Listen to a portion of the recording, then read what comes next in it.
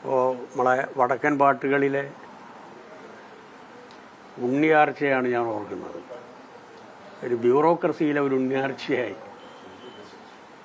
ദിവ്യ S Nair മാറിക്കഴിഞ്ഞു. അയ്യർ അവരങ്ങനെ തകർക്കാൻ കഴിയില്ല. പിന്നെ സാധാരണ നിലയിൽ ഔപചാരിക തലത്തിൽ ഒന്നായി പ്രവർത്തിച്ച ആൾക്കാർ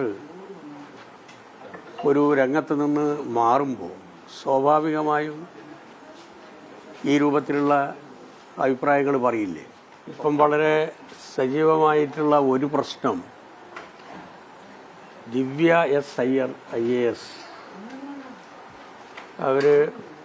അവരുടെ കൂടെ പ്രവർത്തിച്ച ഒരു ഉദ്യോഗസ്ഥൻ എന്ന് പറയുന്നത് മുഖ്യമന്ത്രിയുടെ ഓഫീസിലുള്ള പ്രൈവറ്റ് സെക്രട്ടറി. അദ്ദേഹം വേറൊരു അസൈൻമെൻറ്റുമായി ബന്ധപ്പെട്ടുകൊണ്ട് പോകുമ്പോൾ നല്ല വിശ്വാസത്തിൽ അവർ നടത്തിയ ഒരു പരാമർശത്തെ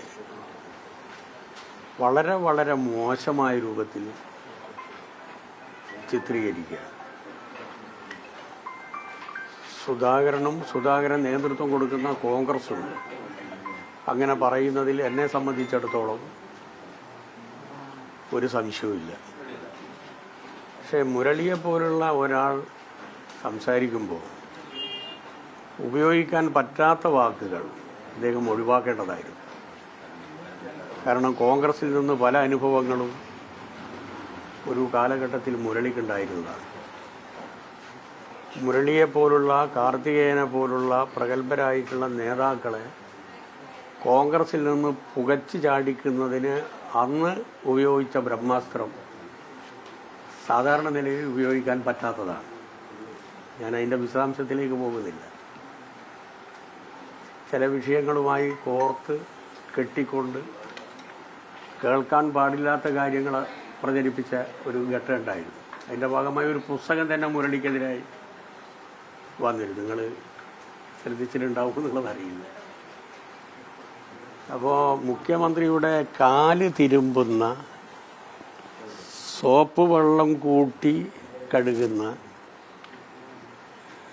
ഒരാളെന്നുള്ള നിലയിൽ ഒരു IAS ഉദ്യോഗസ്ഥയെ മ്ലേച്ഛമായ ഭാഷയിൽ അവഹേളിക്കുകയാണ്, അപമാനിക്കുകയാണ്. ചുരുങ്ങിയ പക്ഷം ഒരു സ്ത്രീയോട് കാട്ടേണ്ട മാന്യത കാട്ടിയില്ല. ഒരു സഹപ്രവർത്തകൻ്റെ ഭാര്യ കൂടിയാണ് അദ്ദേഹം. അവർ നമ്മളെ ശബരിയുടെ ഭാര്യയാണ്. ആ പരിഗണന കാട്ടിയില്ല. കാർത്തികേയൻ്റെ മരുമക്കളാണ്. ആ പരിഗണനയും കാട്ടിയില്ല. അപ്പോൾ ഒരു കാലഘട്ടത്തിൽ മുരളിക്ക് കിട്ടിയ, ഒരു കാലഘട്ടത്തിൽ കാർത്തികേയന് കിട്ടിയ അതേ അനുഭവം തന്നെയായിരിക്കും ശബരിക്കും കിട്ടാൻ പോകുന്നത് എന്നുള്ളതാണ് എനിക്ക് തോന്നുന്നത്. അവർ ശക്തമായിട്ടുള്ള നിലപാടെടുത്തിട്ടുണ്ട്. അപ്പോൾ നമ്മളെ വടക്കൻ പാട്ടുകളിലെ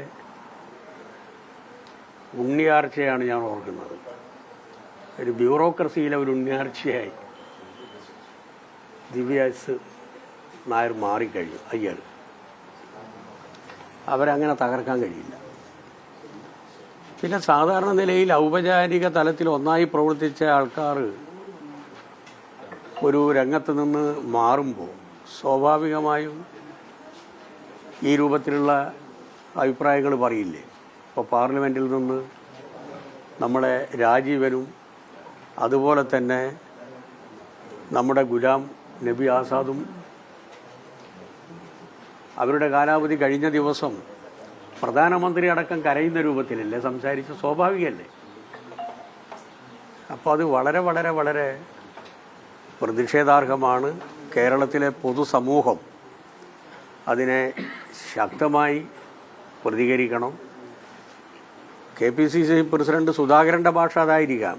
അതുകൊണ്ടാണ് അദ്ദേഹം എന്നെപ്പറ്റി പറഞ്ഞത്. ഞാനിട്ട പോസ്റ്റ് 12-നാണ്, അയാൾ മറുപടി പറയുന്നത് 16-ാം തീയതിയാണ്. ഞാൻ അയാൾ മറുപടി പറയും എന്നുള്ളത് കൊണ്ട് തന്നെ അതിനുള്ള മറുപടി ഞാൻ അതിൽ പറഞ്ഞിട്ടുണ്ട്.